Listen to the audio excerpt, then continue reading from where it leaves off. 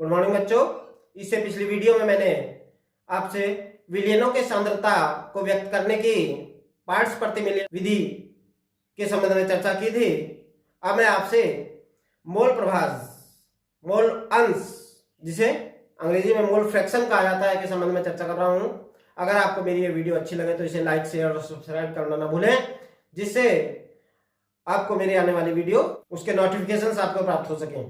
तो शुरू करते हैं। मोल प्रभाज या मोल अंश, अंश प्रभाज, प्रभाज का मतलब भाग, अंश भाग। आप जानते हैं कि किसी विलयन के दो अवयव होते हैं, विलेय और विलायक। जब किसी विलेय को किसी विलायक में घोल दिया जाता है तब हमें विलयन प्राप्त होता है। किसी विलयन में उपस्थित किसी अवयव का मोल अंश या मोल प्रभाज उस अवयव के ग्राम अणुओं की संख्या तथा विलयन में उपस्थित कुल ग्राम अणुओं की संख्या का अनुपात होता है। विलयन के किसी अवयव का मोल अंश या मोल प्रभाज उस अवयव के ग्राम अणुओं की संख्या तथा विलयन में उपस्थित कुल ग्राम अणुओं की संख्या का अनुपात होता है।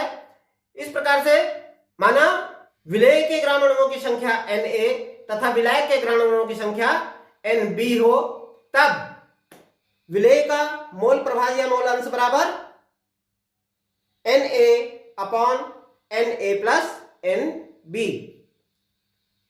इसी प्रकार से विलायक का मोल अंश या मोल प्रभाज बराबर Nb upon Na plus Nb। ये सामने, तो हम कह सकते हैं अवयव का मोल अंश या मोल प्रभाज बराबर अवयव के मोलों की संख्या बटे विलयन में उपस्थित कुल मोलों की संख्या। यदि एक द्विअंगी मिश्रण में दो अवयव A तथा B उपस्थित हों, जिनके मोलों की संख्या क्रमशः Na तथा Nb हो एवं इनके मोल अंश क्रमशः Xa तथा Xb हो, तब Xa बराबर क्या होगा? Na विलेय के मोलों की संख्या बटे Na प्लस Nb, विलेय के मोलों की संख्या धन विलायक के मोलों की संख्या, अर्थात विलयन के में उपस्थित कुल मोलों की संख्या। इसी प्रकार से Xb विलायक के मोल अंशों की संख्या बराबर Nb विलायक के मोलों की संख्या बटे विलयन में उपस्थित कुल मोलों की संख्या Na प्लस Nb। किंतु हम जानते हैं कि मोलों की संख्या N बराबर होती है उस पदार्थ का ग्राम में द्रव्यमान बटे उस पदार्थ का अणुभार के। तो Na बराबर Wa अपॉन Ma तथा विलायक के मोलों की संख्या बराबर Wb अपॉन Mb। इस प्रकार से Xa बराबर Wa upon Ma divided by Wa upon Ma plus Wb upon Mb। इसी प्रकार से विलायक के मोलों की संख्या बराबर Wb upon Mb divided by Wa upon Ma धन Wb अपॉन Mb। यदि किसी विलयन में I अवयव उपस्थित हों तो Xi बराबर Ni upon N1 plus N2 plus N3 dash dash dash Ni बराबर Ni अपॉन सिग्मा Ni।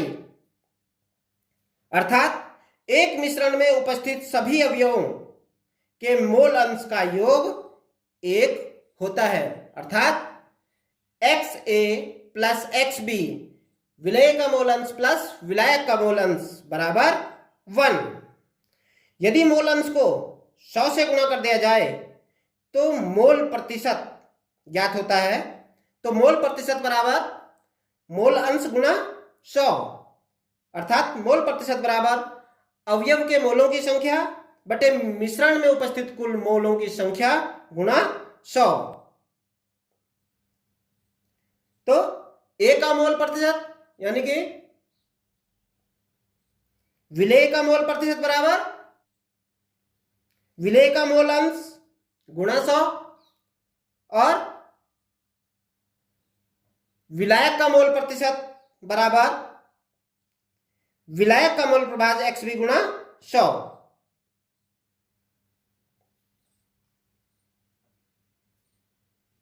एक एग्जांपल समझिए, 36 ग्राम जल 46 ग्राम एथिल अल्कोहल तथा 32 ग्राम मेथिल अल्कोहल को मिलाकर एक मिश्रण बनाया गया। विलयन में प्रत्येक का मोल अंश ज्ञात कीजिए। आपसे कह रहा है 36 ग्राम जल 46 ग्राम एथिल अल्कोहल तथा 32 ग्राम मेथिल अल्कोहल को मिलाकर के एक मिश्रण बना दिया गया, एक विलयन बना दिया गया। इनमें प्रत्येक अवयव, जो 3 अवयव हैं, जल, एथिल अल्कोहल और मेथिल अल्कोहल, इनका मोल अंश आपको ज्ञात करना है। तो H2O के मोल, जल के मोल 36 ग्राम आपको दिया गया है बटे उसका अणुभार, तो 36 बटे 18 उसका अणुभार होता है जल का, बराबर 2। यानी कि इसमें जो ये विलयन प्राप्त होगा, इस विलयन में जल के 2 मोल उपस्थित हैं। इसी प्रकार से C2H5OH के मोलों की संख्या, C2H5OH एथिल अल्कोहल, इसके 46 ग्राम यहाँ पर घुले हुए हैं विलयन में, तो 46 बटे एथिल अल्कोहल का अणुभार 46 बराबर 1। यानी कि इस विलयन में एथिल अल्कोहल का 1 मोल घुला हुआ है। मेथिल अल्कोहल के मोलों की संख्या, मेथिल अल्कोहल के 32 ग्राम इसमें घुले हुए हैं, तो 32 बटे मेथिल अल्कोहल का आणविक भार, आणविक द्रव्यमान 32 होता है, तो 32 बटे 32 बराबर 1। तो कह सकते हैं हम इस विलयन में मेथिल अल्कोहल के 1 मोल घुला हुआ है।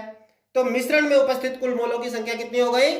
2 जल के मोल, 1 एथिल अल्कोहल का मोल और 1 मेथिल अल्कोहल का मोल, बराबर 4 मोल। तो H2O का मोल अंश बराबर, H2O का मोल अंश कितना हो जाएगा? H2O के मोलों की संख्या बटे विलयन में उपस्थित कुल मोलों की संख्या। H2O के मोलों की संख्या है 2 और कुल मोलों की संख्या है 4, तो हो गया 2 बटा 4 बराबर 1 बटा 2। इसी प्रकार से एथिल अल्कोहल के मोलों की संख्या बराबर एथिल अल्कोहल के मोल अंश बराबर एथिल अल्कोहल के मोलों की संख्या बटे विलयन में उपस्थित कुल मोलों की संख्या। एथिल अल्कोहल के मोलों की संख्या है 1 और विलयन में उपस्थित कुल मोलों की संख्या है 4, तो एथिल अल्कोहल का मोल अंश बराबर हो जाएगा 1 बटा 4। इसी प्रकार से मेथिल अल्कोहल के मोलों की संख्या है 1 और विलयन में उपस्थित कुल मोलों की संख्या है 4, तो मेथिल अल्कोहल के मोल अंश बराबर 1 बटा 4।